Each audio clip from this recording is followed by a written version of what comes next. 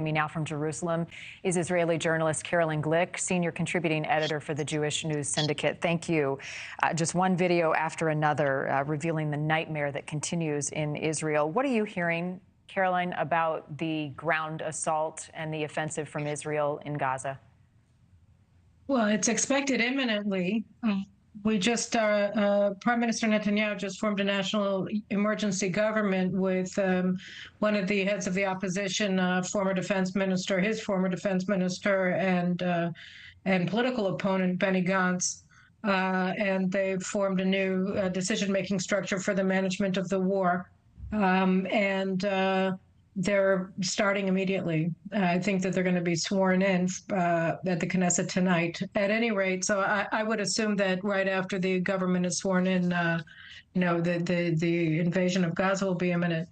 And we're also now getting an all-out alert in the north for enemy aircraft of one kind or another and penetration apparently from Lebanon. But it also includes Golan Heights, some may also be coming from Syria. So we're already in a two-front war, and that's what we're contending with now. The threat coming from all directions. I hear you, Carolyn. What is Hamas saying about the hostages right now, upwards of 150 that we know are being held in Gaza? I mean, they're using them to try to extort concessions from Israel, and they're using the fact that there are hostages from third countries to try to get foreign governments to get involved so that to restrain Israel's air attacks and prevent the ground offensive. But that's not going to happen. So, they're trying to use them as bargaining chips. But the Israeli government, including the new government, understands that as much as we want to see the hostages home, they include babies, that the only way that we can secure the release of any of them is through a ground invasion and a military operations that as we go forward, we'll be perhaps able to save some of them. There is so much to understand here, and you make an important point as I look at some of the tweets that you have put forth. The Palestinian Authority is acting as Hamas's diplomatic arm at the UN, in the global media, and in the halls of power. They are partners with Hamas in terror, always have been. Can you differentiate for us at all or further explain what you mean between the Palestinian Authority and support of Hamas? So the United States gives about $500 million a year since President Biden came in to office in financial assistance to the Palestinian Authority, claiming that it's not a terrorist organization. And this has always been untrue because the Palestinian Authority is a full partner with Hamas.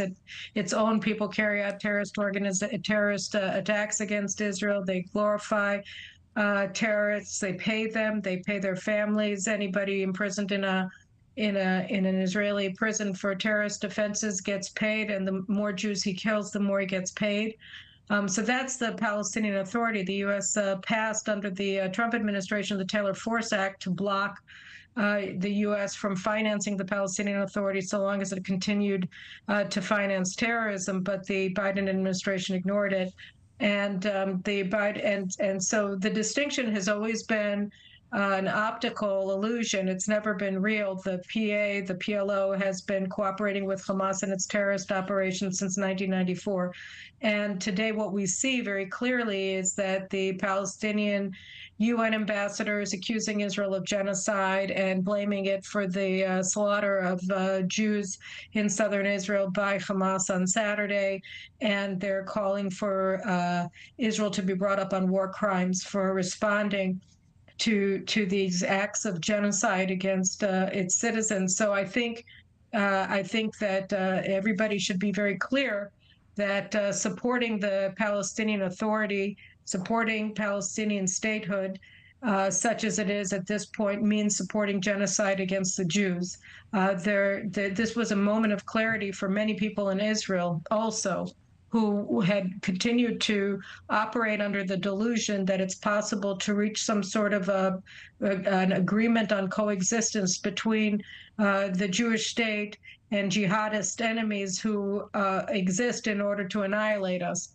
And we told ourselves all sorts of stories about moderation among the Hamas terrorist leadership that were completely untrue, and they were proven to be untrue on Saturday. Thank you for watching. Go to newsnationnow.com to find News Nation on your television provider. And don't forget to click the red subscribe button below to get more of News Nation's fact-driven, unbiased coverage.